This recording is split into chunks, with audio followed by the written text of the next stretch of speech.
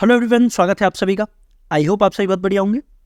ये हमारे straight line की 4th वीडियो है और आज हम स्ट्रेट लाइन को कंप्लीट कर लेंगे और जितने भी क्वेश्चंस आपके एग्जाम में आ सकते हैं और जो आए हैं उन्हें सॉल्व करेंगे। ठीक है, तो बिना किसी देरी के शुरू करते हैं। सबसे पहले हम देखेंगे pair of straight line. Pair of straight line क्या होता है? तो पेयर ऑफ स्ट्रेट लाइन भी बड़ा आसान है। जब हम दो लाइन की इक्वेशंस को आपस में मल्टीप्लाई करते हैं तो उसके बाद जो हमें इक्वेशन मिलती है वही होती है पेयर ऑफ स्ट्रेट लाइन की इक्वेशन। जैसे मान लीजिए एक लाइन है L1, एक लाइन है L2। जब इन दोनों लाइन की इक्वेशन को हम मल्टीप्लाई करेंगे तो हमें पेयर ऑफ स्ट्रेट लाइन की इक्वेशन मिलेगी। जैसे हमने माना L1 इसकी इक्वेशन है a1x plus b1y plus c1। इसी तरह लाइन L2 इसकी इक्वेशन हमने मानी a2x plus b2y plus c2 equal to 0।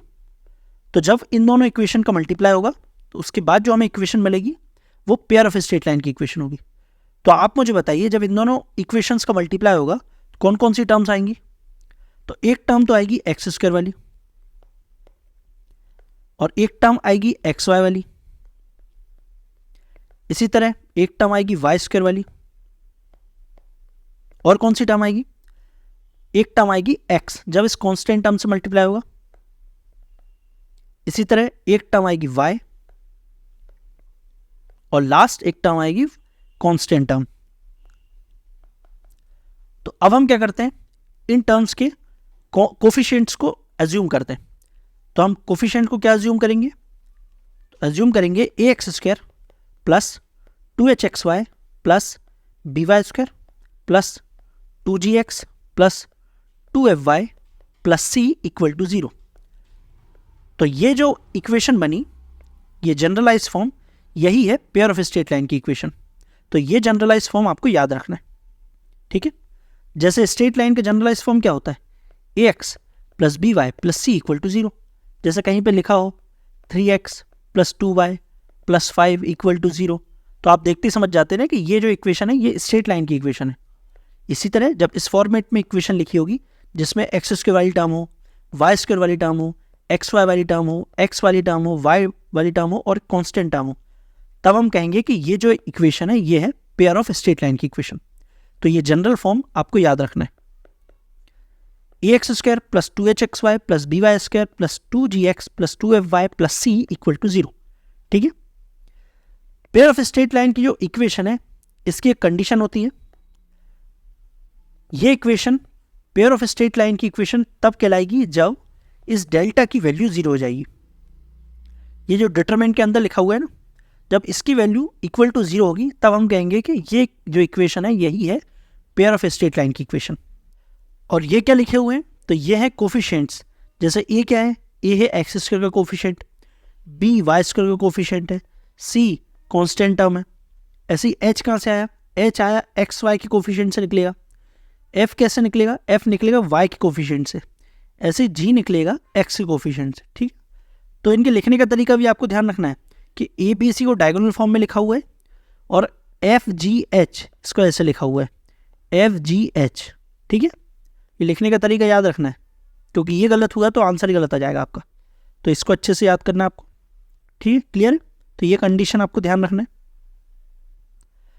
अब हम देखेंगे pair of straight line passing through origin. मतलब दो स्ट्रेट लाइन है जो कि ओरिजिन से पास कर रही हैं,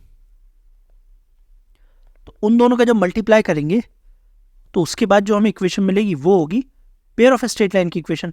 जैसे मान लीजिए एक इक्वेशन है, दोनों इक्वेशन को मान ही लेते हैं। जैसे एक इक्वेशन है y plus 2x equal to 0, दूसरी equation 2y plus 3x equal to 0। ये दोनों इक्वेशन ओरिजिन से पास कर रही है ना। x की वैल्यू 0 रख रहे हैं तो y की वैल्यू क्या आ रही है? 0। x की वैल्यू 0 रख रहे हैं तो y की वैल्यू क्या आ रही है? 0। तो ये इक्वेशन है जो ओरिजिन से पास हो रही है। अब इन दोनों का मल्टीप्लाई करो तो इसके बाद जो हमें इक्वेशन मिलेगी वो होगी पेयर ऑफ स्ट्रेट लाइन की इक्वेशन पासिंग थ्रू ओरिजिन, जो ओरिजिन से पास कर रही है। तो आप बताइए जब इन दोनों का मल्टीप्लाई होगा कौन कौन सी टर्म्स आएगी? तो एक टर्म तो आ रही है एक्स स्क्वायर वाली। ठीक, एक टर्म आएगी एक्स वाई वाली। इसी तरह एक टर्म आएगी वाई स्क्वायर वाली। तो बस अब इनके कोफिशिएंट्स मान लो, तो इसका जनरलाइज फॉर्म आ जाएगा। तो इसके कोफिशिएंट्स क्या आएंगे, a x square plus 2hxy plus b y square. बस ये 3 टर्म्स आएंगे, ये वाई स्क्वायर है, ठीक है ना, ये है वाई स्क्वायर। तो ये आ गया जनरलाइज फॉर्म किसका, pair of straight line passing through origin, ठीक। और बाकी आप इस इक्वेशन को फैक्टराइज करोगे तो फैक्टराइज करके आप वापस इन दोनों इक्वेशंस पे जा सकते हो। जब ये इक्वेशन फैक्टराइज होगी तो हमें 2 इक्वेशन मिल जाएगी और दोनों लाइन जो हमने जो मानी ना वो आ जाएंगी। एक ये वाला क्वेश्चन देख लेते हैं कि हमें पेयर ऑफ स्ट्रेट लाइन की इक्वेशन दी हुई है, हमें बाकी जो दोनों लाइन है उनकी इक्वेशन निकालना है। जैसे पहले तो जनरलाइज फॉर्म देख लो, इसे आपको याद रखना है, a x square plus 2hxy plus b y square equal to 0, ठीक है। ये जनरलाइज फॉर्म है किसका, पेयर ऑफ स्ट्रेट लाइन का जो ओरिजिन से पास कर रही है। अब इस क्वेश्चन को देखो, हमें एक इक्वेशन दी हुई है पेयर ऑफ स्ट्रेट लाइन की जो कि ओरिजिन से पास हो रही है। हमें इसे फैक्टराइज करके बाकी जो दोनों इक्वेशन है वो निकालना है। तो कैसे सॉल्व करेंगे, तो ऐसी इक्वेशंस को सॉल्व करने का तरीका क्या होता है, जब फैक्टराइज करके हमें दोनों इक्वेशन निकालना है तो सॉल्व करने का तरीका होता है कि y इक्वल टू रख दो mx। तो y इक्वल टू mx रखो, क्या आएगा, 12x square minus 20x mx plus 7m square x square equal to 0। तो दिख रहा होगा कि एक्स स्क्वायर तीनों में है, तो एक्स स्क्वायर तो कट जाएगा, क्या आ जाएगा, एक्स स्क्वायर हमने काट दिया, तो 12 minus 20m plus 7m square equal to 0। अब इसे फैक्टराइज कर दो, फैक्टराइज क्या में होगा, ये 2 इंटू 2 इंटू 3 लिखा हुआ है, तो ये हो जाएगा, बीच में 20 है तो 14 और 6, तो 7m square minus 14m minus 6m plus 12 equal to 0। तो ये फैक्टराइज हो रहा है, ये इसका वैल्यू आ रही है, m की वैल्यू आ रही है 2 और m की वैल्यू आ रही है 6/7। तो m की 2 वैल्यू आ गई, बस अब इस इक्वेशन में रख दो। तो फर्स्ट इक्वेशन आ गई y equal to 2x, second equation आ गई y इक्वल टू 6x/7। तो ये आ गई दोनों इक्वेशन। जब आप इन दोनों इक्वेशन का मल्टीप्लाई करोगे तो वापस आप इस इक्वेशन पे पहुंच जाओगे, ठीक है। हमें दोनों इक्वेशन निकालना था, हमने निकाल ली। निकालने का तरीका समझ गए, y इक्वल टू रख दो mx, ठीक है, बस यही तरीका है। अब यदि हमें दोनों लाइंस के बीच का एंगल निकालना है तो वो एंगल निकालने का फॉर्मूला होता है ये। जैसे मान लीजिए एक लाइन है ये, दूसरी लाइन है ये, हमें दोनों के बीच का एंगल निकालना है थीटा, तो उसे वो जो एंगल है वो निकालने का फॉर्मूला होता है ये। फॉर्मूला क्या है, tan theta equal to 2 into root के अंदर H square minus A B upon mod के अंदर ए प्लस बी। तो हम एक काम करते हैं, ये वाले क्वेश्चन को लेकर एक बार सॉल्व करते हैं। ये वो क्वेश्चन है, ये किस फॉर्मेट में लिखा हुआ है, ये लिखा हुआ है a x square plus 2hxy plus b y square equal to 0। Origin से पास होने वाला लाइन है ना, तो यहाँ से ए की वैल्यू क्या आ रही है, ए की वैल्यू आई 12, बी की वैल्यू आई 7, एच की वैल्यू क्या आएगी, एच की वैल्यू आएगी -10। बस अब इन वैल्यूज को इस पर रख दो, क्या आ जाएगा, tan theta equal to 2 into root के अंदर H square minus A B, H square मतलब 100 माइनस ए बी मतलब 86 अपॉन ए प्लस बी मतलब 19। क्या आ गया, ये 16 हो जाएगा, ये 16 हो रहा है तो बाहर आएगा 8/19। तो यहाँ से थीटा की वैल्यू क्या आ जाएगी, थीटा की वैल्यू आ रही है tan इनवर्स 8/19, ठीक। तो थीटा की वैल्यू आ गई 8/19। अब इसी में मुझे बताइए कि यदि H square minus A B equal to 0 हो जाए तो H square minus A B ये 0 हो जाएगा, मतलब ये पूरा 0 हो जाएगा। ये पूरा 0 हो गया तो थीटा की वैल्यू क्या आएगी, तो tan 0 कब होता है, tan 0 होता है जब 0 पर, मतलब थीटा की वैल्यू आ गई 0। थीटा की वैल्यू 0 आ गई, मतलब लाइन कैसी होंगी, अब ये एक लाइन ऐसी है, एक लाइन ऐसी है, अब दोनों के बीच 0 एंगल है। अब दोनों लाइन ओरिजिन से भी पास कर रही हैं और दोनों लाइन के बीच में 0 डिग्री का एंगल होना चाहिए, तो दोनों लाइन कोइंसाइड हो जाएंगी। तो इसका आंसर क्या होगा, जब भी H square minus A B equal to 0 होगा तब दोनों लाइन कोइंसाइड हो जाएंगी, ठीक है। इसी तरह यदि a plus B equal to 0 हो जाए तो a plus B equal to 0 हो जाएगा, डिनोमिनेटर 0 हो जाएगा, और डिनोमिनेटर 0 मतलब ये हो जाएगा not defined. Ten not defined कब होता है? जब थीटा इक्वल टू 90 होता है। तो जब भी a plus B equal to 0 होगा तब दोनों लाइंस के बीच में जो एंगल होगा वो होगा 90 डिग्री। जैसे यहां पर भी यही लिखा हुआ है कि जब भी a plus B equal to 0 होगा तब दोनों लाइंस के बीच में जो एंगल होगा वो होगा राइट एंगल, ठीक है। और a और b क्या है? a है एक्स स्क्वायर का कोफिशिएंट और b है वाई स्क्वायर का कोफिशिएंट। क्लियर? सेकंड में क्या लिखा हुआ है कि यदि एच स्क्वायर इक्वल टू ए भी हो जाएगा तो दोनों लाइन कोइंसिडेंट, ये बताया मैंने आपको, जब एच स्क्वायर इक्वल टू ए भी हो जाएगा मतलब थीटा इक्वल टू क्या होगा? 0। मतलब दोनों लाइंस के बीच में एंगल 0 है और दोनों लाइन ओरिजिन से पास कर रही है, तो वो कब हो सकता है? जब दोनों लाइन कोइंसाइड करें। तो यहाँ पे यही लिखा हुआ है एच स्क्वायर इक्वल टू ए भी होगा मतलब दोनों लाइन कोइंसिडेंट होंगी ना। थर्ड में क्या लिखा हुआ है? थर्ड में लिखा हुआ है कि यदि h इक्वल टू 0 हो जाए, h इक्वल टू 0 हो जाए तब जो लाइन है वो इक्वली इंक्लाइंड होंगी। जैसे मान लीजिए एक लाइन ये है, एक लाइन ये है जो कि ओरिजिन से पास हो रही है। अब h इक्वल टू 0 हो गया मतलब ये जो लाइन है वो इक्वली इंक्लाइंड होगी। इक्वली इंक्लाइंड मतलब x के साथ जो एंगल बन रहा है वही एंगल y के साथ भी बनेगा। ऐसे ये वाली लाइन में भी, ये वाली लाइन में x के साथ जो एंगल बन रहा है वही एंगल y के साथ भी बनेगा, ठीक है। इक्वली इंक्लाइंड का मतलब ये। और h क्या है? h है एक्स स्क्वायर, मतलब h आएगा एक्स स्क्वायर से, क्योंकि क्या लिखा होता है 2hxy। h कहाँ से आता है? एक्स स्क्वायर के कोफिशिएंट्स, ठीक है। यदि एक्स स्क्वायर का कोफिशिएंट 0 हो जाएगा मतलब h बराबर 0 है। तो यहाँ पर ये लिखा हुआ है। तो तीनों पॉइंट्स को आपको ध्यान रखना है, मोस्ट इंपॉर्टेंट है, क्योंकि स्पेशल केस वाले हैं, स्पेशल केस के ही क्वेश्चन आते हैं और एग्जाम में, ठीक है। समझ आ गया क्या बताया मैंने? बढ़ते हैं आगे बढ़ते हैं और अब हम करेंगे क्वेश्चंस। तो अब एक एक करके क्वेश्चंस आ रहे हैं, आपको पॉज करना और सॉल्व करना है, ठीक है। जैसे फर्स्ट क्वेश्चन देखिए, इसमें क्या दिया हुआ है? हमें एक ट्राइंगल दिया है जिसके वर्टिसेस कोऑर्डिनेट दिए हुए हैं, हमें इन सेंटर निकालना है। तो पॉज करो, सॉल्व करो। इन सेंटर का फॉर्मूला याद है? पहले तो ट्राइंगल बनाओ। ये ट्राइंगल है, ये ए है, ये बी है, ये सी है। ए के कोऑर्डिनेट्स हमें दिए हुए हैं 0,6, बी के कोऑर्डिनेट दिए हुए 8,12 और सी के कोऑर्डिनेट्स दिए हुए 8,0। हमें इन सेंटर निकालना है। तो इन सेंटर का फॉर्मूला क्या होता है? इन सेंटर का फॉर्मूला होता है ax1 plus bx2 plus cx3 upon a plus b plus c. ये आ गया एक्स कोऑर्डिनेट। वाई कोऑर्डिनेट कैसे आएगा? ay1 plus by2 plus cy3 upon a plus b plus c, ठीक है। पहले तो ए बी सी निकालो। ए क्या होगा? इस लेंथ को बोलेंगे ए, बी के सामने होगा बी, सी के सामने होगा सी। तो डिस्टेंस फॉर्मूले से लेंथ निकालो। तो बी सी की लेंथ क्या आएगी? तो बी सी की लेंथ आ रही है, ये तो 0 हो जा रहा है, 12 इसके मतलब 12 आंसर आ रहा है। डिस्टेंस फॉर्मूला याद है ना, तो बस डिस्टेंस फॉर्मूले से लेंथ निकाल लो। इसका कितना आ रहा है? 8 स्क्वायर प्लस 6 स्क्वायर मतलब 10 स्क्वायर, मतलब 10 आ गया। और ये भी, ये क्या आ रहा है? 8 स्क्वायर प्लस, ये भी 10 आ गया।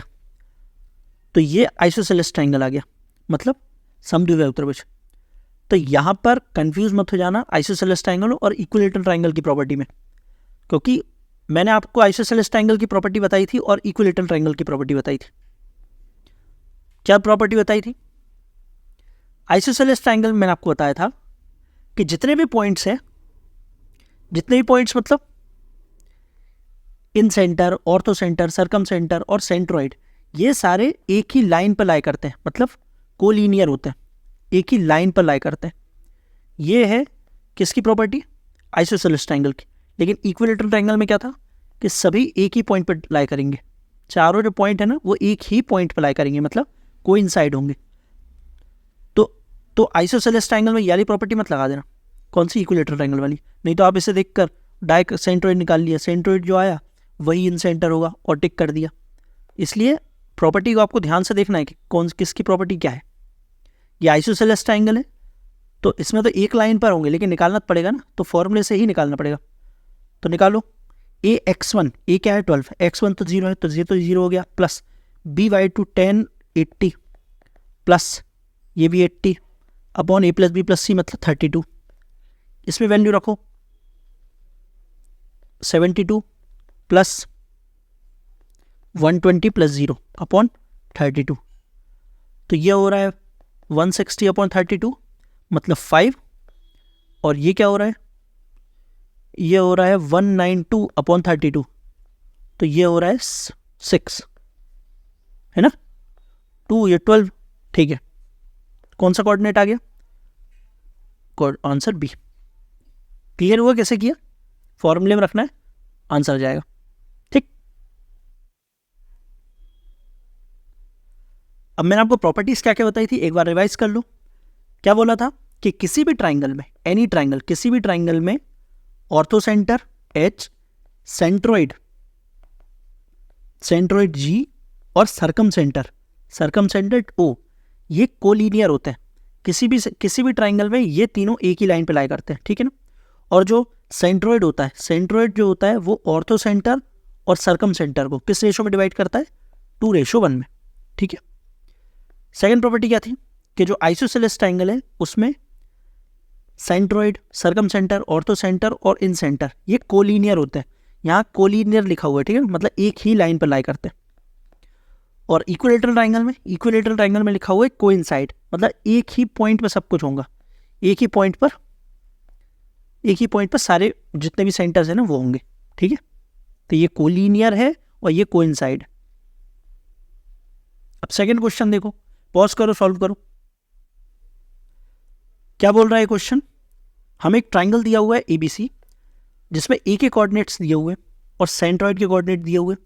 हमें निकालना क्या है, then find the coordinates of mid point of side opposite to A, मतलब A के अपोजिट जो साइड है उसके मिड पॉइंट निकालना है। जैसे मान लीजिए ये A है, ये B है, ये C है। A के कोऑर्डिनेट्स हमें दिए हुए हैं 1, 10, हमें BC का मिड पॉइंट निकालना है।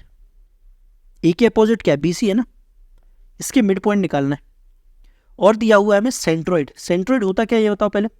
सेंट्रोइड होता है जो मीडियन से बनता है, और मीडियन मतलब किसी वर्टेक्स से सामने वाली भुजा के मिड पॉइंट को जो मिलाती है वो होती है मीडियन।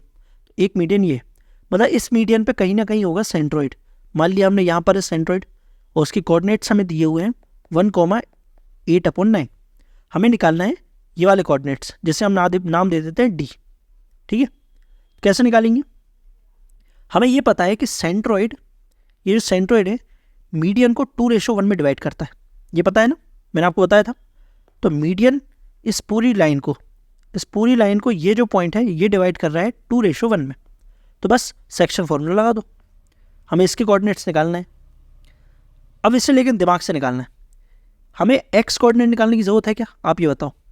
ऑप्शन देखिए, ऑप्शन में एक्स कोऑर्डिनेट सब में सेम है, तो हम एक्स कोऑर्डिनेट निकाल के दिमाग मतलब अपना टाइम क्यों ख़राब करें, डायरेक्ट वाई कोऑर्डिनेट निकालो ना। वाई कोऑर्डिनेट कैसे आएगा,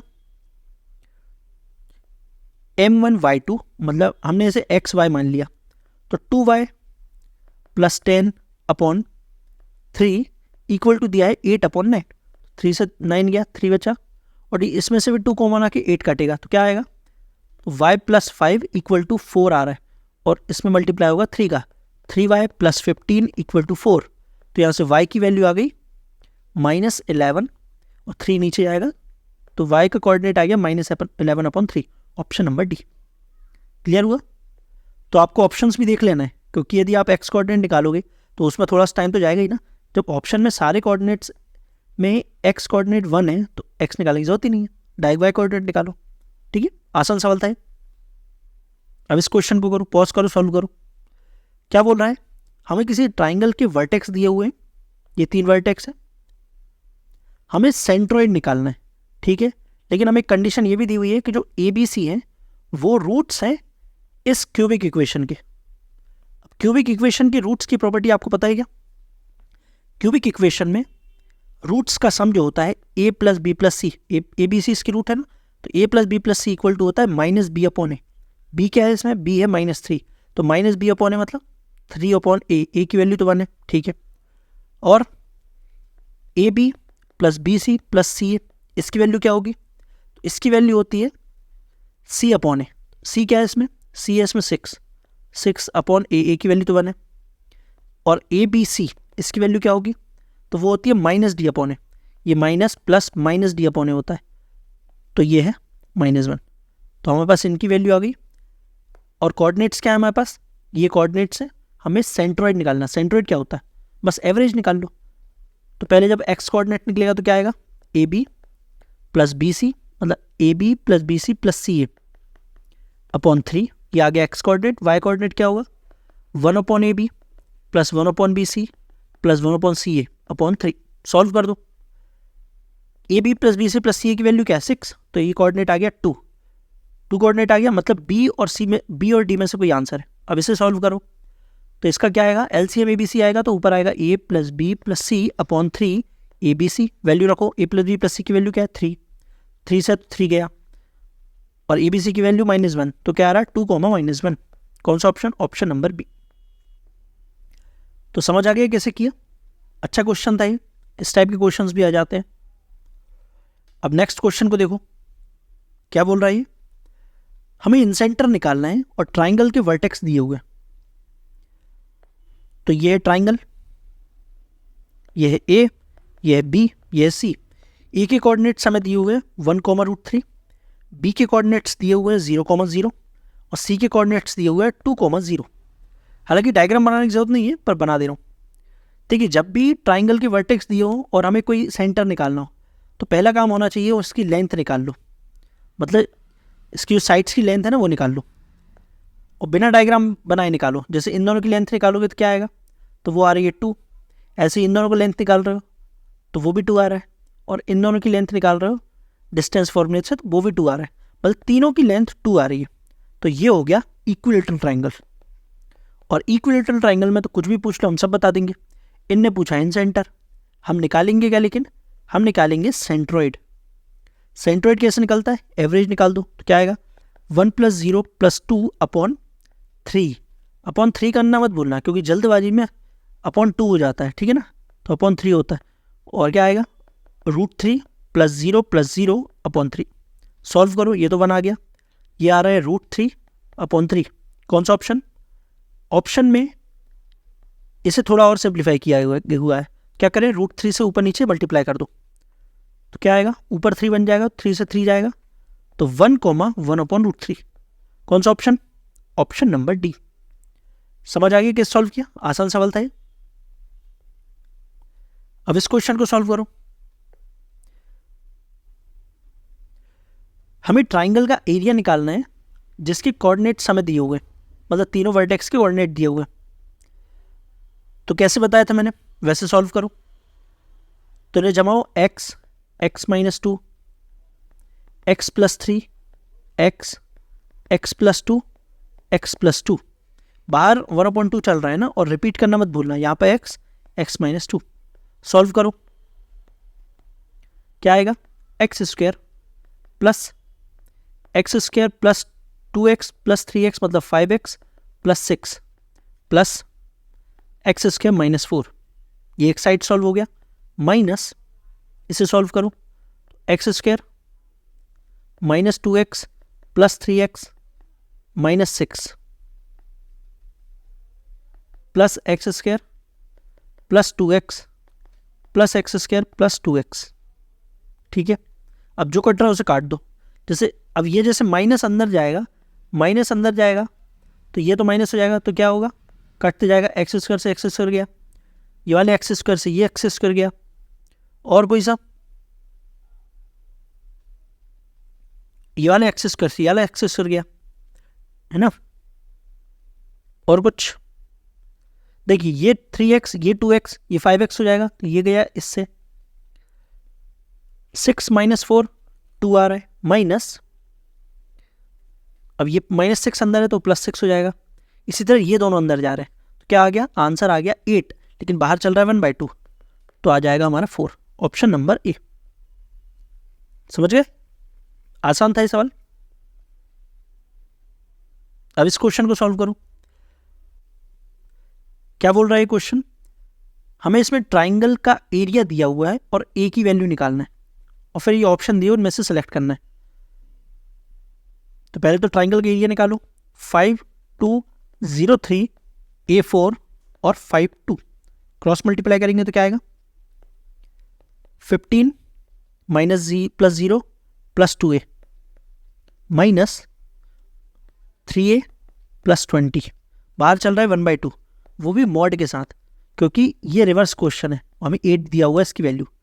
क्या आएगा 15 माइनस 20 मतलब -5 -5 माइनस a अपॉन 2, मॉड हटाएंगे प्लस माइनस यहाँ लगाएंगे, बस एक बार +8 के साथ सॉल्व करो, एक बार -8 के साथ, क्या आएगा +8 के साथ सॉल्व करेंगे तो ये बन जाएगा 16 और यहाँ पर -5 माइनस a, तो a की वैल्यू आ गई -21। अब एक बार -8 के साथ सॉल्व करो तो -5 माइनस a इक्वल टू आएगा -16, तो माइनस a इक्वल टू आ रहा है -11, a की वैल्यू आ गई 11। ऑप्शंस क्या है, ये 11 है, ठीक है ना, वो थोड़ा सा गड़बड़ हो गया, ये 11। ऑप्शन देखिए, first sum of all possible values of a is 5, जब इन दोनों को सम कर रहे हैं तो 5 तो नहीं आ रहा, ये तो गलत है। बी में क्या बोल रहा है कि सम करने पर -10 आ रहा है, तो हाँ -10 तो आ रहा है, मतलब बी ऑप्शन सही होगा, बाकी आप चेक कर सकते हो। तो ऐसे सवाल आएंगे आपके एग्जाम में, समझ गए, अच्छा सवाल था ये। अब इस क्वेश्चन को देखो क्या बोल रहा है, हमें ट्राइंगल का एरिया निकालना है और हमें साइड्स की मिड पॉइंट उनकी कोऑर्डिनेट्स दिए हुए, तो ये क्वेश्चन तो आप ही कर लेना। एक ट्राइंगल है, उसकी मिड पॉइंट वो उसके कोऑर्डिनेट्स दिए हुए हैं, तो बस मिड पॉइंट से ये अलग आप निकाल लेना एरिया। हमें निकालना है पूरे बड़े वाले ट्राइंगल का एरिया, कैसे निकलेगा, हमें पता है ये जो है वो 1/4 होता है पूरे एरिया का, ये 1/4 है, तो ये जो वैल्यू आएगी उसमें आप मल्टीप्लाई कर देना 4 का, तो आ जाएगा इस पूरे बड़े वाले ट्राइंगल का, ठीक है। तो इससे आप निकालेंगे ट्राइंगल का एरिया, जो भी आएगा उसमें 4 का मल्टीप्लाई कर देना, तो आंसर आ जाएगा। अब ये क्वेश्चन क्या बोल रहा है, इस क्वेश्चन में हमें 2 पॉइंट दिए हुए हैं ए और बी, जिनके कोऑर्डिनेट्स दिए हुए हैं, और हमसे पी पॉइंट है उसके कोऑर्डिनेट पूछ रहा है वो, और पी जो है वो ए और बी से सेम डिस्टेंस पर है। अच्छा, यहाँ पर एक पॉइंट पी है और यहाँ पर एक पॉइंट ए है, यहाँ पर एक पॉइंट बी है। ए के कोऑर्डिनेट्स हमें दिए हुए हैं 3,4, बी के कोऑर्डिनेट्स दिए हुए हैं 5, -2। हमसे बोल रहा है पी ए इक्वल टू है पी बी के, मतलब ये दोनों डिस्टेंस इक्वल है। और क्या बोला है, जो area of P A B है, मतलब ये जो ट्राइंगल बन रहा है ये एरिया हमें दे दिया है 10। हमें पी के कोऑर्डिनेट्स बताना है, कैसे बताएंगे सोचो। तो ऐसे क्वेश्चन को सॉल्व करने का तरीका होता है ऑप्शंस के थ्रू, यहाँ से वैल्यू रखते जाओ, मतलब जब हमने फर्स्ट ऑप्शन रखेंगे 1 2 आएगा, और फिर डिस्टेंस फॉर्मूले से देख लो, चेक कर लो कि दोनों डिस्टेंस बराबर किस में आ रही है। तो देखते हैं जब हम 1 2 रखेंगे तो क्या आएगा, इसका डिस्टेंस आ रहा है रूट के अंदर 4 + 4 मतलब 8, और इसका डिस्टेंस क्या आ रहा है 16, अच्छा रूट 16 आ रहा है, मतलब दोनों बराबर नहीं है, तो ये तो हटा दो, 1,2 आंसर नहीं होगा हमारा। फिर 1,0 देखते हैं, तो इसका डिस्टेंस क्या आ रहा है, तो ये आ रहा है 4 + 16, ठीक है, और ये 16 + 4 ये इक्वल आ गया, मतलब आंसर हो गया हमारा बी। समझ गए, ऑप्शन से ही करना है आपको, नहीं तो ये तो बहुत लेंदी हो जाएगा ना। एरिया वाला भी कंसेप्ट लगाओगे उससे एक इक्वेशन आएगी, और मतलब डिस्टेंस वाले फॉर्मूले से लगाओगे तो इसकी अलग इक्वेशन आएगी, फिर दोनों को सॉल्व करोगे, फिर आपका एक मतलब कोऑर्डिनेट्स आएंगे, तो ये तो बहुत लेंदी हो जाएगा, इतना टाइम हमारे पास है नहीं, तो डायरेक्ट ऑप्शन रखो, सॉल्व करो, ठीक। अब इस क्वेश्चन को देखो क्या बोल रहा है क्वेश्चन, हमें एक इक्वेशन दी हुई है x² - y² = 0। हमें बताना है कि ये इक्वेशन इनमें से किस कर्व की इक्वेशन है, क्या ये सर्कल की इक्वेशन है, या एलिप्स की इक्वेशन है, या पेयर ऑफ स्ट्रेट लाइन की इक्वेशन है, या फिर हाइपरबोला की इक्वेशन है। क्या लिखा हुआ है x² - y² = 0, तो इसे फैक्टराइज करो, फैक्टराइज करने पे क्या आ जाएगा x - y x + y, तो ये तो लीनियर इक्वेशन बन गई, और लीनियर इक्वेशन होती है स्ट्रेट लाइन की इक्वेशन, मतलब ये जो लीनियर इक्वेशन ये अलग स्ट्रेट लाइन है, ये एक अलग स्ट्रेट लाइन की इक्वेशन है, और दोनों का जब मल्टीप्लाई होता है तो क्या बनता है, तो वो आता है पेयर ऑफ स्ट्रेट लाइन की इक्वेशन। तो इसका आंसर हो गया पेयर ऑफ स्ट्रेट लाइन, ठीक है। बाकी आप इसे वैसे भी चेक कर सकते हो, मैंने बताया था कोई equation pair of straight line की है कि नहीं, ये चेक कैसे होता है, तो उसका जो डिटरमिनेंट था डेल्टा की वैल्यू 0 आती है। डेल्टा में क्या था, डिटरमिनेंट में क्या था, A B C F G H, और इस इक्वेशन में हमें ए की वैल्यू दी हुई है 1, बी की वैल्यू दी हुई है -1, बाकी जितने भी है सबकी वैल्यू 0 है, तो वैल्यू रखोगे तो इसका आंसर 0 आ जाएगा। ठीक है, तो ये इक्वेशन है पेयर ऑफ स्ट्रेट लाइन की। अब इस क्वेश्चन को करो। एक स्ट्रेट लाइन है L जिसका y इंटरसेप्ट दिया हुआ है। y इंटरसेप्ट क्या दिया हुआ है? 1/2। अच्छा, मान लीजिए एक स्ट्रेट लाइन है जो कि यहाँ ऐसे पास हो रही है। ये जो पॉइंट हमें दिया हुआ है, ये y इंटरसेप्ट हमें दिया है 1/2, तो ये पॉइंट क्या होगा? ये पॉइंट है 0,1/2। ठीक है, और क्या बोल रहा है?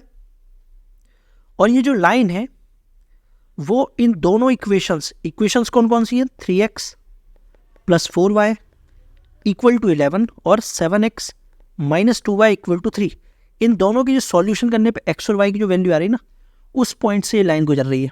मान लीजिए यहाँ कहीं है पॉइंट x और y, तो इन दोनों इक्वेशन को सॉल्व करके हमें x और y की वैल्यू निकालना पड़ेगा। तो निकालते हैं। तो क्या करते हैं, सेकेंड इक्वेशन में 2 का मल्टीप्लाई कर देते हैं, तो क्या आ जाएगा? 14x - 4y = 6। बस अब सेकेंड इक्वेशन और ये फर्स्ट इक्वेशन, इन दोनों को सॉल्व करो, ऐड करेंगे तो क्या आ जाएगा? 17x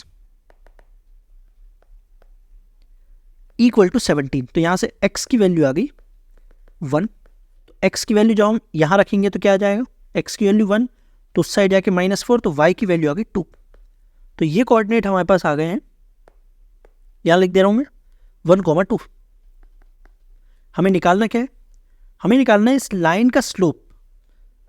ये लाइन है ना, ये पॉजिटिव डायरेक्शन x एक्सिस के साथ कितना एंगल बना रही है, मतलब ये स्लोप निकालना है। ठीक है, स्लोप कैसे आता है? 2 पॉइंट हमें दिए हुए हैं, स्लोप निकाल लो। y2 - y1, तो y2 - y1, तो 2 - 1/2 अपॉन x2 - x1 मतलब 1, क्या आ जाएगा? 3/2।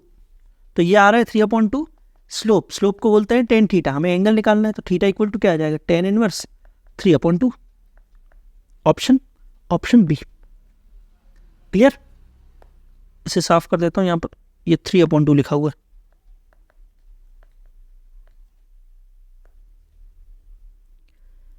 अब इस क्वेश्चन को देखिए, क्या बोल रहा है क्वेश्चन? हमें एक स्ट्रेट लाइन दी हुई है L, और हमें बताना है ऐसी कितनी नंबर ऑफ स्ट्रेट लाइन होंगी जो कि पॉइंट P से जाएंगी और स्ट्रेट लाइन L के पैरेलल होंगी। मतलब एक लाइन L है, ये एक L लाइन है, मान लीजिए ये पॉइंट है P। हमें बताना है ऐसी कितनी लाइन होंगी जो पॉइंट P से भी जाएंगी और लाइन L के पैरेलल होंगी। लाइन L के पैरेलल भी होना है और इस पॉइंट से भी जाना है, तो ऐसी कितनी लाइन हो सकती है? ऐसी सिर्फ एक लाइन होगी। ठीक है, अब इस क्वेश्चन को देखो, क्या बोल रहा है क्वेश्चन?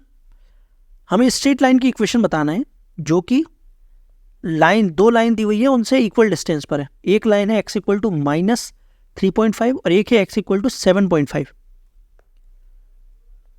तो ये नंबर लाइन पे डॉट कर लो ना। देखो नंबर लाइन पे -3.5 कहां पर आएगा? यहां पर आएगा -3.5, और 7.5 यहां कहीं आएगा। ऑप्शंस में देखो, इनमें से कौन सा ऐसा पॉइंट है जो कि इन दोनों पॉइंट से इक्वल डिस्टेंस पर है? तो x = 2, देखिए यहां पर आएगा x = 2। देखिए 2 से ये पॉइंट कितना दूर है? तो ये है 5.5 दूर, और इस साइड जाएंगे तब तो यहां तक तो 2 है, 2 के बाद फिर 3.5, तो ये भी पूरा कितना हो गया? 5.5। तो आंसर आ गया x = 2। ठीक है, अब इस क्वेश्चन को देखो, क्या बोल रहा है? हमें स्ट्रेट लाइन की इक्वेशन बताना है जो कि पॉइंट 3,4 से जा रही है, और इसके बाद क्या बोल रहा है?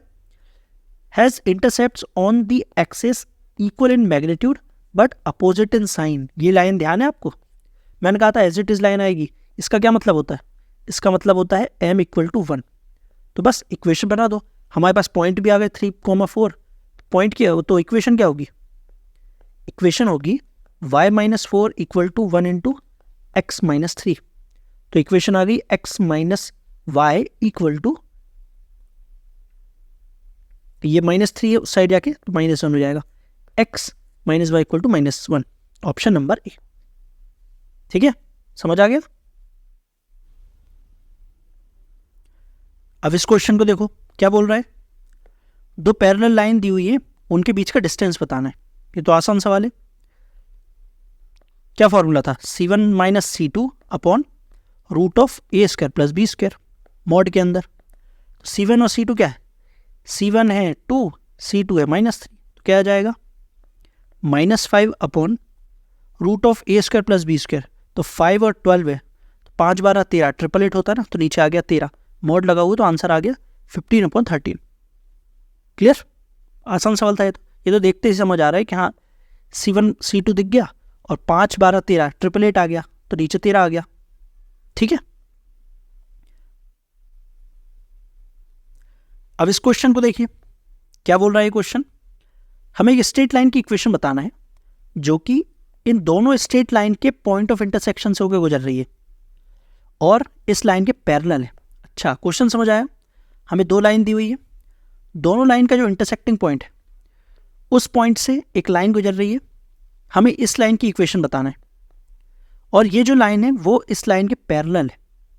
कैसे सॉल्व करेंगे, इस टाइप के क्वेश्चन मैंने आपको कराए थे किसमें, फैमिली ऑफ स्ट्रेट लाइन में।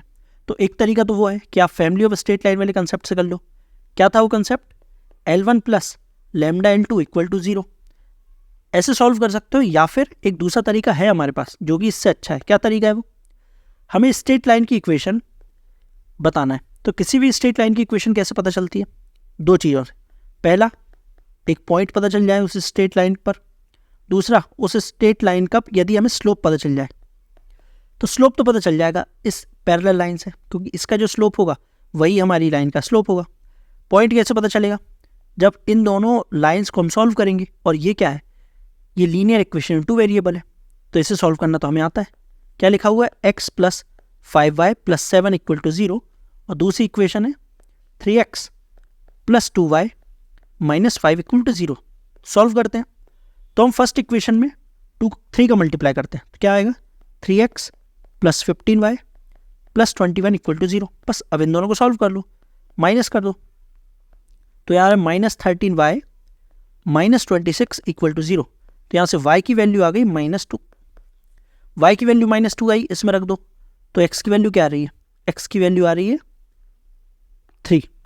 तो हमें x और y की वैल्यू मिल गई, मतलब हमें पॉइंट मिल गया। पॉइंट क्या आ गया 3, -2। स्लोप क्या होगा, स्लोप इससे आ जाएगा। लेकिन क्या हमें स्लोप निकालने की जरूरत है, ऑप्शन देखो। हमसे बोला है कि इस लाइन के पैरेलल है, जो भी लाइन हमें निकालना है। अब पैरेलल है मतलब ये वाला जो पोर्शन है ये तो सेम होगा। अब ये वाला पोर्शन किस में सेम है, ऑप्शन सी में सेम नहीं है, ऑप्शन बी में सेम नहीं है, सिर्फ ए में सेम है और बी में सेम है। मतलब आंसर हमारा ए और डी में से है, बी में सेम नहीं, डी में सेम है। ठीक है ना, तो इन दोनों में से कोई ऑप्शन है तो बस ये पॉइंट रख के देख लो इन दोनों में से किसी एक में। जैसे ए में रखेंगे, यदि आ जाए तो ठीक है, नहीं आया तो डी आंसर होगा। तो ए में रख के देखो, ए में रखेंगे तो क्या आएगा, 3 रखेंगे तो 21 -4 -20, तो ये तो नहीं आ रहा है, इक्वल टू 0 नहीं आ रहा, मतलब ए आंसर नहीं है, आंसर है डी। अब रख के भी देख लो, 21 -4 -17 इक्वल टू 0 आ गया, तो आंसर आ गया डी। समझ गए। तो जब भी ऐसे क्वेश्चन आए पहले तो ऑप्शन देख लिया करो, क्योंकि इसके पैरेलल बोला है। पैरेलल बोला है मतलब ये पोर्शन ऑप्शन में किस में सेम है, ये पोर्शन मतलब रेशो में सेम होना चाहिए। मतलब यहाँ पर इक्वेशन ऐसे भी दी हो सकती है, 14x प्लस 4y माइनस कुछ भी इक्वेशन दी हो, जैसे ये आंसर है तो ये ऐसे भी दी हो सकती है, क्योंकि ये लाइन और ये लाइन सेम है, बस इसमें हमने 2 का मल्टीप्लाई कर दिया। तो ये पोर्शन सेम है, इसका मतलब ये रेशो सेम होना चाहिए। ठीक है ना, तो ये रेशो सेम है। समझ आ गया होगा। इसे थोड़ा सा साफ कर दे रहा हूँ, थोड़ा सा।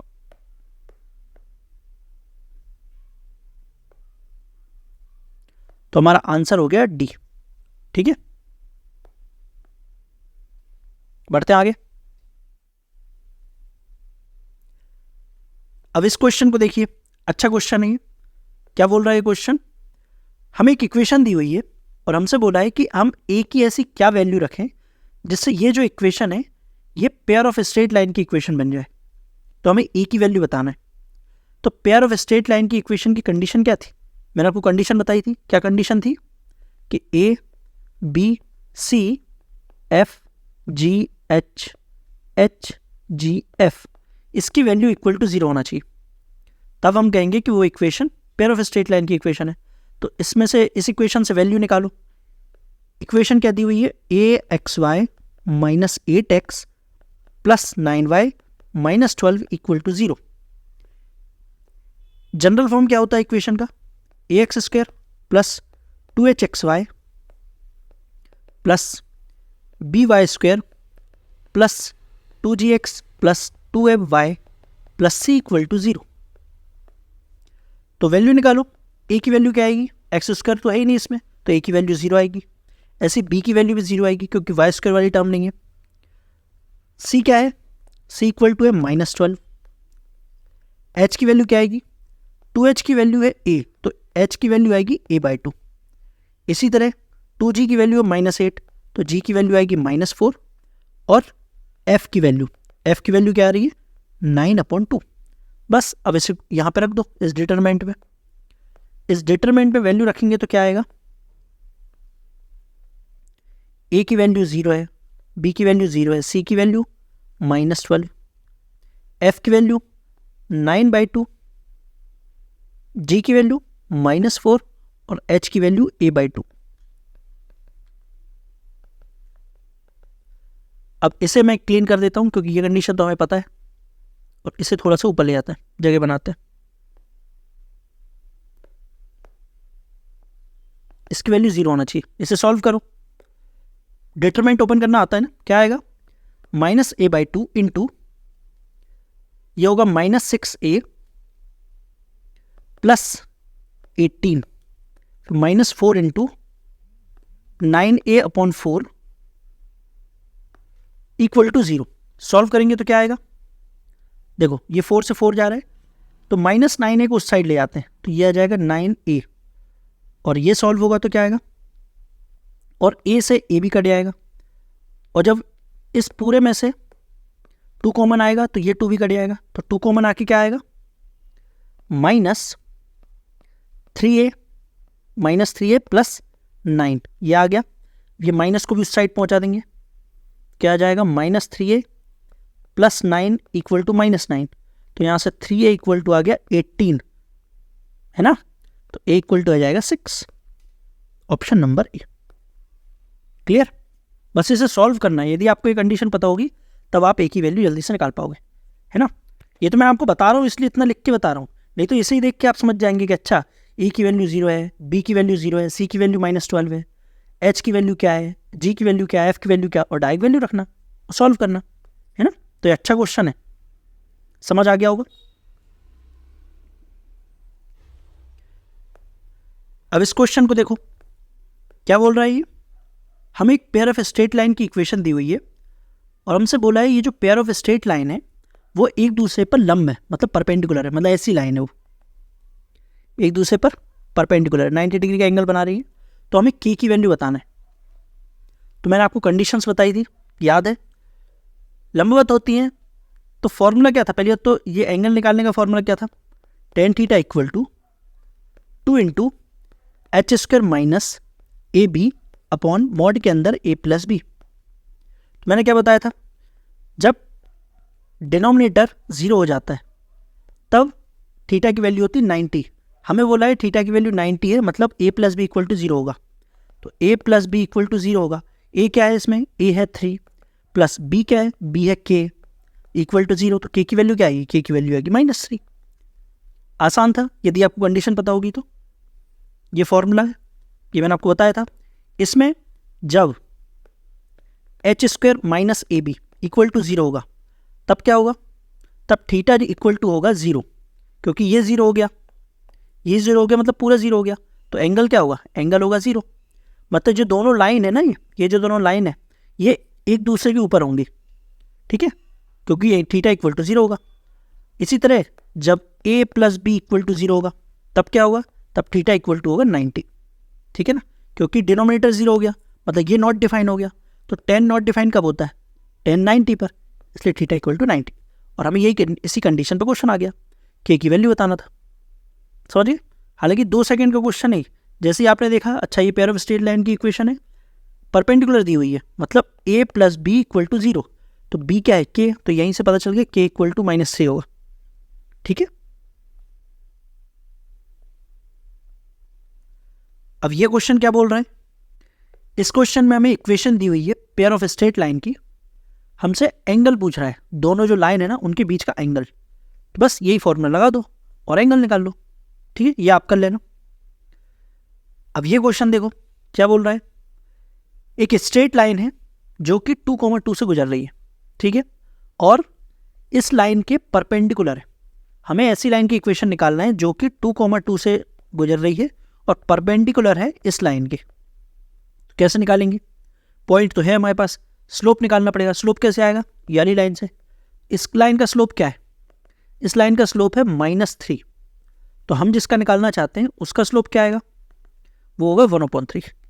तो बस इक्वेशन निकाल लो, y - 2 = 1/3 इंटू x - 2। क्या आएगा, 3y - 6 = x - 2।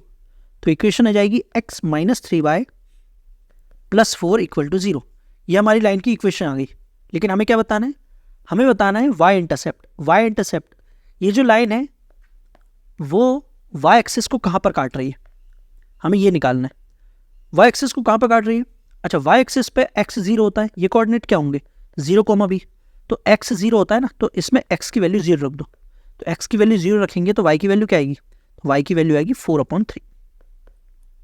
क्लियर, कौन सा आंसर है, आंसर नंबर डी। समझ आ गया वो कैसे किया। अब नेक्स्ट क्वेश्चन देखो, अब ये क्वेश्चन क्या बोल रहा है, इस क्वेश्चन में हमें एक पॉइंट का लोकस निकालना है जो कि जब मूव करता है तो उसका जो डिस्टेंस है वो 4,0 और y एक्सिस से इक्वल रहता है। हमें लोकस निकालना है। लोकस मतलब क्या होता है, पाथ। ये कोई पॉइंट है जो कि किसी पाथ पर मूव कर रहा है और जो उसका पाथ होता है वो इक्वेशन के फॉर्म में आता है। तो बस हमें वही पाथ बताना है कि जब वो मूव कर रहा है तो उसका जो डिस्टेंस है 4,0 और y एक्सिस से इक्वल रहेगा। तो लोकस वाले क्वेश्चन को मैंने कैसे सॉल्व करना बताया था, 4 स्टेप में आंसर आता है। पहला स्टेप, जिस पॉइंट का लोकस निकालना है उसे h, k मानो। सेकेंड स्टेप क्या थी, जो भी मैथमेटिकल कंडीशन दी है उसे सॉल्व करो। थर्ड, h और k के अलावा यदि कोई वेरिएबल है दूसरा तो उसे एलिमिनेट करो। फोर्थ क्या था, h की जगह पर रखो x, k की जगह पर रखो y, तो इक्वेशन आ जाती है। सॉल्व करिए। हमने पॉइंट माना h, k, ठीक। इसका जो डिस्टेंस है वो 4,0 और y एक्सिस से, y एक्सिस की इक्वेशन क्या होती है, y एक्सिस की इक्वेशन होती है x = 0 और x एक्सिस की y = 0, क्योंकि y एक्सिस पर x 0 होता है और x एक्सिस पर y 0 होता है। तो y एक्सिस की इक्वेशन होती है x = 0। तो ये जो पॉइंट है इसका डिस्टेंस x = 0 से और इस पॉइंट से इक्वल है। और हमने पढ़ा है किसी पॉइंट से किसी लाइन का डिस्टेंस कैसे निकालते हैं।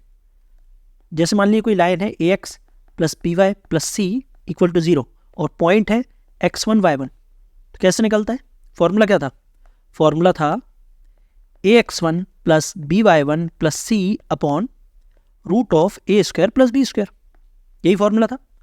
तो बस यहाँ पर हमारी लाइन की इक्वेशन क्या है, यहाँ पर हमारी लाइन की इक्वेशन है x = 0, बस इतनी ही लाइन है।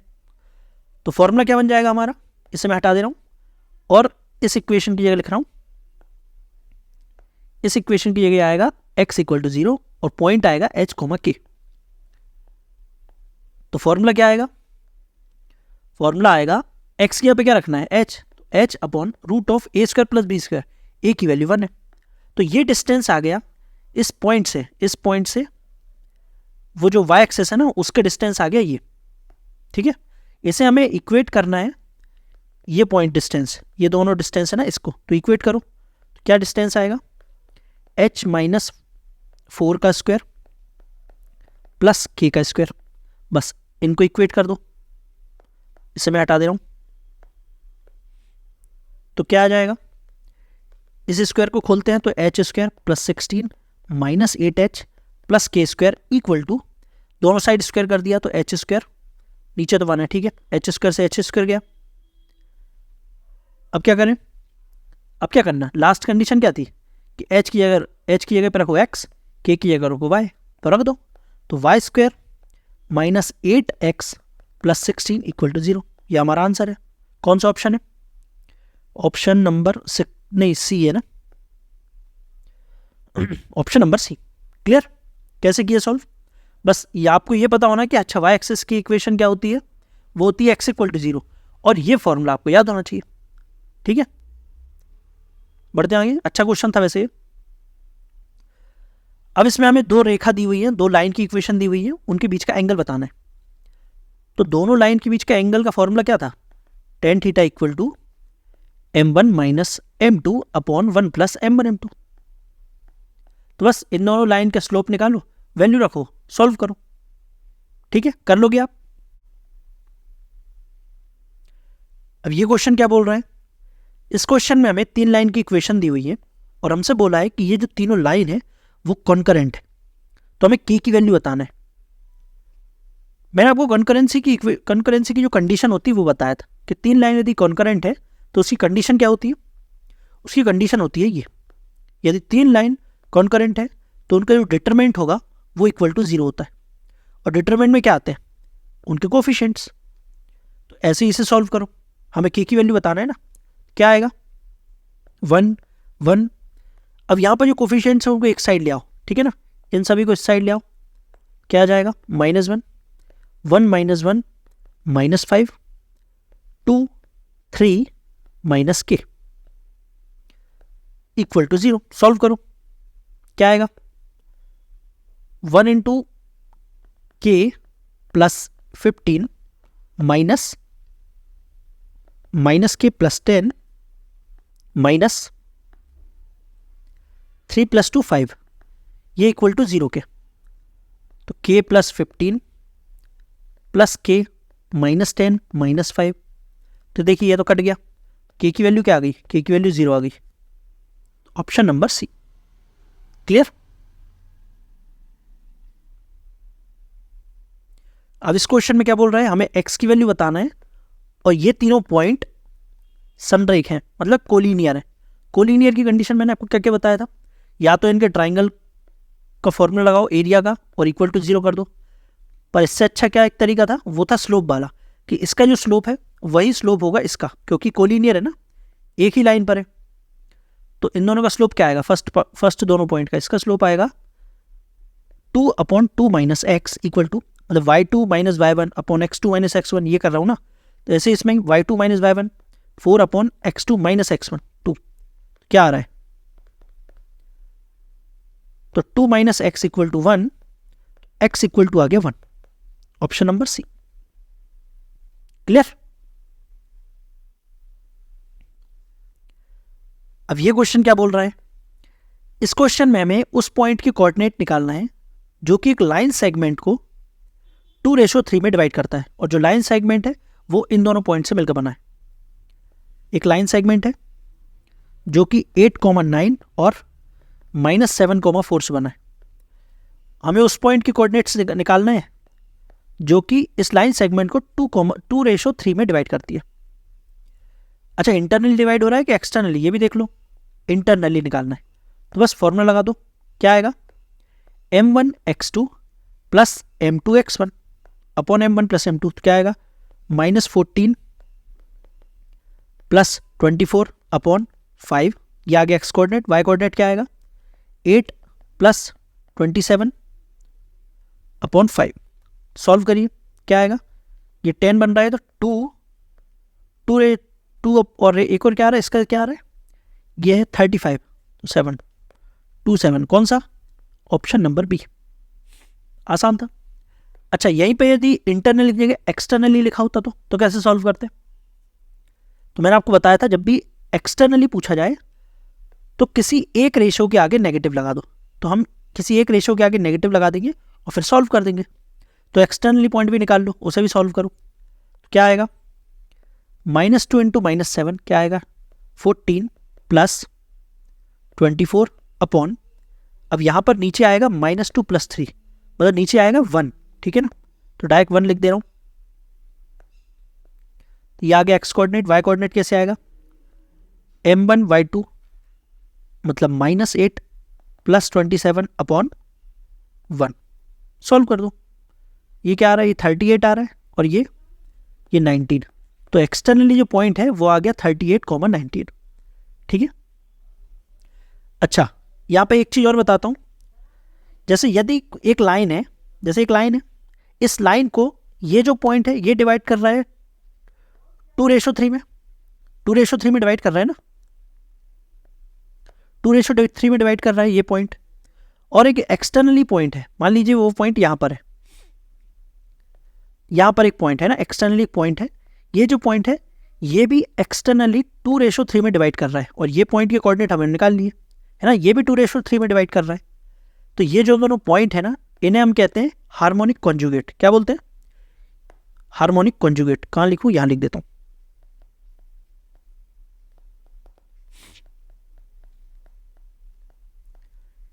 मतलब ऐसे दो पॉइंट जो कि किसी लाइन सेगमेंट को सेम रेशियो में डिवाइड करें, लेकिन एक इंटरनली एक एक्सटर्नली। ठीक है ना, ये पॉइंट इंटरनली 2:3 में डिवाइड कर रहा है, और ये पॉइंट एक्सटर्नली 2:3 में डिवाइड कर रहा है। तो ये दोनों पॉइंट होंगे हार्मोनिक कॉन्जुगेट। ठीक है। और एक्सटर्नली निकालने की कोई अलग से मेथड नहीं है, सिर्फ एक के आगे नेगेटिव लगा दो बस और सॉल्व कर दो, तो ये आ जाएगा एक्सटर्नली। समझ आ गया? अब ये क्वेश्चन क्या बोल रहा है? इस क्वेश्चन में हमें ट्राइंगल का एरिया दिया हुआ है 18 स्क्वायर यूनिट, और वर्टेक्स के कोऑर्डिनेट दिए हुए हैं। ये एक्स की वैल्यू निकालना है। रिवर्स क्वेश्चन है तो ये आप सॉल्व करोगे। ठीक है, एक्स की वैल्यू निकालना है, बस मॉड लगाना मत भूलना। तो आप दोनों आंसर निकालना, एक्स के दो आंसर आएंगे तो दोनों आंसर निकालना। ऑप्शन भले एक ही होगा लेकिन आपको दोनों निकालना। ठीक है। अब ये क्वेश्चन और क्या बोल रहा है? ये क्वेश्चन बोल रहा है कि दो पॉइंट हैं -3, 4 और 2, 1, और एक पॉइंट सी है जो कि ए बी को बढ़ाने पर बना हुआ है। मतलब एक पॉइंट है, ये ए है, यहाँ पर बी है, ए बी को बढ़ाया तो एक सी पॉइंट आया। ए के कोऑर्डिनेट्स हमें दिए हुए हैं -3, 4, बी के कोऑर्डिनेट्स दिए हुए हैं 2, 1, और सी के कोऑर्डिनेट्स हमें निकालना है। और हमें कंडीशन क्या दी हुई है कि ए सी हमें दी हुई है A C upon B C equal to 2:1, 2/1। मतलब जो ए सी है ये है 2, और ये बी सी है ये है 1। मतलब ये एक्सटर्नली डिवीजन आ गया। तो कैसे सॉल्व करोगे? क्या बताया तुमने? एक्सटर्नल डिवीजन करना है तो बस किसी एक के आगे नेगेटिव लगाना और इंटरनल डिवीजन वाला फॉर्मूला लगा देना, बस आंसर आ जाएगा आपका, है ना। तो सॉल्व कर देना ऐसे। मैं इसे हटा दे रहा हूँ। रेशो जो दिया हुआ है ना 2:1, उनमें किसी एक के आगे नेगेटिव लगाना और इंटरनल डिवीजन वाला फॉर्मूला लगा देना, आंसर आ जाएगा। अब ये क्वेश्चन, इस क्वेश्चन में हमें एक समांतर चतुर्भुज का विकर्ण दिया हुआ है, उसके दोनों सिरे दिए हुए हैं। तीसरा पॉइंट दिया हुआ है, हमें चौथा शीर्ष निकालना है। पहले तो समांतर चतुर्भुज बनाओ। ये एक समांतर चतुर्भुज है, अच्छा नहीं बना। ठीक, समांतर चतुर्भुज की प्रॉपर्टी क्या होती है कि इसका जो विकर्ण होते हैं वो एक दूसरे को बराबर भागों में डिवाइड करते हैं। मतलब ये जो पॉइंट है ये इसका भी मिड पॉइंट है और इसका भी मिड पॉइंट। हमें कोऑर्डिनेट दिए हुए एक विकर्ण के कौन कौन से? -6, 2 और 2, -4 विकर्ण के दिए हुए ना, ठीक है ना। और एक कोऑर्डिनेट दिया हुआ है 5, 2। हमें ये वाला कोऑर्डिनेट निकालना है। तो कैसे सॉल्व करेंगे? मिड पॉइंट से। इसके कोऑर्डिनेट्स क्या आएंगे? -4/2 मतलब -2, इसके कोऑर्डिनेट -2/2 मतलब -1। ये कोऑर्डिनेट आ गए। अब यहाँ पर ऐसी क्या संख्या है जिससे मिड पॉइंट -2 आए? मिड पॉइंट -2 कब आएगा? जब इन दोनों का योग इधर और इधर है -4 होगा। -4 कब आएगा? जब यहाँ पर -9 होगा। तो मैं यहाँ पे -9 लिख दे रहा हूँ, -9। और -1 कब आएगा? जब -2/2 होगा। -2 कब होगा? जब 2 + -4 होगा। तो बस कोऑर्डिनेट आ गए -9 और -4। क्लियर? अब ये क्वेश्चन क्या बोल रहे हैं? अच्छा क्वेश्चन है ये। हमें सेंटर बताना है एक सर्कल का जो कि इन तीनों पॉइंट से गुजर रहा है। मतलब एक सर्कल है जिस पर 3 पॉइंट हैं। मतलब ये तो फिर ट्राइंगल की बात हो रही है ना, और ये जो सर्कल है ये सरकम सर्कल की बात हो रही है। मतलब हमें जो सेंटर निकालना है वो है सरकम सेंटर। मतलब 3 पॉइंट दिए हुए हैं, हमें इनका सरकम सेंटर निकालना है। तो जब भी सेंटर निकालने की बात आए, या तो सर्कम सेंटर, ऑर्थो सेंटर, इन सेंटर, तो क्या करते हैं, इन तीनों वर्टेक्स, इन तीनों पॉइंट से चेक करते हैं कि ये जो ट्राइंगल है वो राइट एंगल ट्राइंगल तो नहीं है या फिर इक्विलेटरल ट्राइंगल तो नहीं है, क्योंकि स्पेशल केस यही है, यदि इक्विलेटरल ट्राइंगल होगा मतलब सारे पॉइंट एक ही पॉइंट पर लाई करेंगे, तो हम सेंट्रोइड निकाल देंगे, सबसे आसान वही है।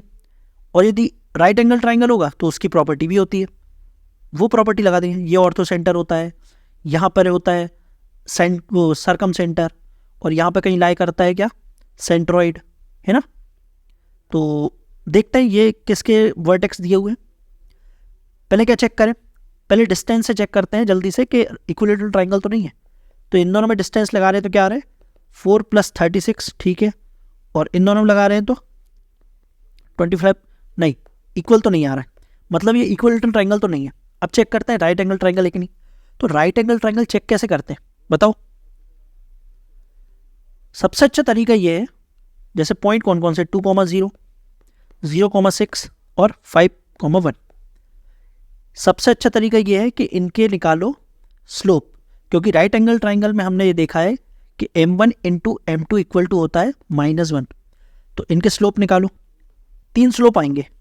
इन तीनों में से यदि एक बार भी ऐसा होता है कि 2 स्लोप का मल्टीप्लाई करने पे -1 आ रहा है, इसका मतलब ये राइट एंगल ट्राइंगल है। चेक करते हैं, पहले इन दोनों का स्लोप निकालते हैं, y2 - y1 अपॉन -2, तो ये आ रहा है -3, ठीक है। अब निकालते हैं इन दोनों का स्लोप, तो -5 अपॉन 5, ये आ रहा है -1, यही आ रहा है, हाँ। अब इन दोनों का निकालो, इन दोनों का निकालेंगे तो क्या आएगा, 1/5 - 2, 3। तो दिख गया होगा, यहाँ पर है -3, यहाँ पर है 1/3। तो देखिए दोनों का मल्टीप्लाई करने तो क्या आ रहा है, -1 आ रहा है, मतलब ये राइट एंगल ट्राइंगल है। लेकिन राइट एंगल ट्राइंगल वाला वर्टेक्स कौन सा होगा, कौन सा होगा, जब इन दोनों को हमने किया तो आया -3 और इन दोनों को किया तब आया 1/3। तो कॉमन कौन सा है, कॉमन है 2, 0, क्योंकि देखिए इनमें भी ये है और इसमें भी है, तो जो कॉमन होता है वही होता है राइट एंगल ट्राइंगल वाला वर्टेक्स। तो अब मैं इसे हटा दूं, छोटा कर देता हूं, अच्छा